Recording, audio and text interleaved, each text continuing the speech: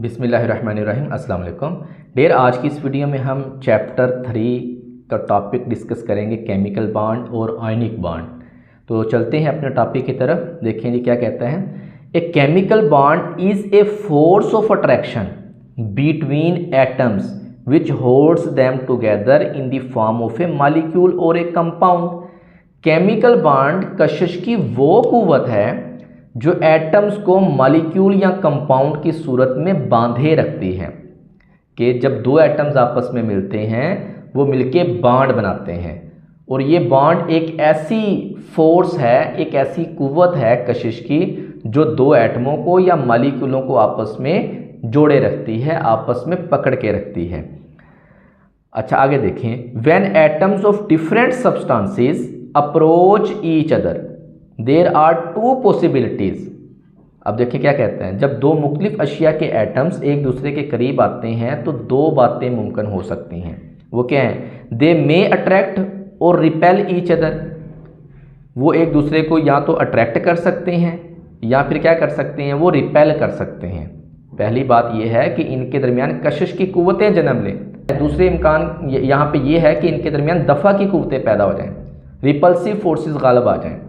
दो तरह के इम्कानात हैं ना कि जब दो एटम एक दूसरे के करीब आएंगे। बिलफर्स मैं कहता हूँ ये एक एटम है, ये दूसरा एटम है, ये ए है और ये बी है। जब ये एक दूसरे के करीब आते हैं ना तो पॉसिबिलिटी क्या है कि इस एटम के इलेक्ट्रॉन इस एटम के इलेक्ट्रॉन को रिपेल कर दें या इस एटम का न्यूक्लियस इस एटम के न्यूक्लियस को रिपेल करें। ठीक है। रिपेल जब करेगा तो उस वक्त रिपल्सिव फोर्सेस गालिब आ जाएंगे और सिस्टम की एनर्जी बढ़ जाएगी। जब सिस्टम की एनर्जी बढ़ जाएगी तो केमिकल बॉन्ड नहीं बनेगा, ये एटम मज़ीद एक दूसरे से दूर हो जाएंगे। दूसरा चांस क्या है? दूसरा चांस ये है कि इस एटम के इलेक्ट्रॉन और इस एटम का न्यूक्लियस एक दूसरे को अट्रैक्ट कर लें और यहाँ पे अट्रैक्टिव फोर्सेस गालिब आ जाएं। जब अट्रैक्टिव फोर्सेस गालिब आती हैं तो सिस्टम की एनर्जी कम से कम हो जाती है और बॉन्ड बन जाता है। ठीक है। तो जब दो एटम एक दूसरे के करीब आते हैं दो तरह के चांसेस होते हैं, या तो रिपल्शन हो जाएगी वहाँ पे या अट्रैक्शन हो जाएगी।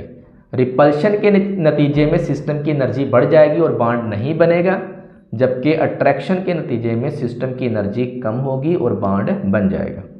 देखें आगे क्या कहता है। If the force of attraction between them dominate the force of repulsion the energy of the system gets lowered. System की एनर्जी क्या हो जाएगी? कम हो जाएगी। And as a result the two atoms will react to form a new molecule. अगर कशिश की कुव्वतें दफ़ा की कुव्वतों से ज़्यादा ताकतवर होंगी, अट्रैक्टिव फोर्सेस अगर ज़्यादा ताकतवर होंगी रिपल्सिव फोर्सेस से, तो मुंसलिक होने वाले दोनों एटम्स की एनर्जी कम हो जाएगी और उसका नतीजा क्या होगा? नतीजतन वो एक दूसरे से मुंसलिक होकर एक नया मॉलिक्यूल बना देंगे। Conversely the two atoms simply move away from each other. दूसरी सूरत में अगर रिपल्सिव फोर्सेस गालिब आ जाएंगी, दफ़ा की कुव्वतें, तो सिस्टम की एनर्जी ज़्यादा से ज़्यादा हो जाएगी और एटम एक दूसरे से दूर हो जाएंगे और बॉन्ड नहीं बनेगा। तो डेयर देखिए क्या कहते हैं। Arrangement of electrons around the nucleus of an atoms. Arrangement of electrons around the nucleus of an atom in shell and subshell is called electronic configuration. Atom में मौजूद न्यूक्लियस से बाहर इलेक्ट्रॉन शेल या सब shell में मौजूद होते हैं। शेल और सब शेल में मौजूद होते हैं। इलेक्ट्रॉन्स की इस तरतीब को हम क्या नाम देते हैं? इलेक्ट्रॉनिक कन्फिग्रेशन का नाम देते हैं। ये लास्ट टाइम हमने इसको डिस्कस किया था, इसका लिंक मैंने आपको ऊपर दे दिया है, वहाँ से आप इसको सुन के अपने कंसेप्ट क्लियर कर सकते हैं इलेक्ट्रॉनिक कन्फिग्रेशन को। वहाँ आपने बोहर के एटॉमिक मॉडल में इसको डिस्कस किया था। 2n² फार्मूला लगाया था कि पहले शेल में कितने इलेक्ट्रॉन होते हैं, दूसरे में कितने हैं, तीसरे में कितने हैं, और साथ sp,d,f सब शेल भी आपने वहाँ पे डिस्कस किए थे। तो नेक्स्ट हमारे पास देखें टाइप्स ऑफ बॉन्ड है। We shall consider here 3 types of bond. पहला कौन सा है? Ionic bond.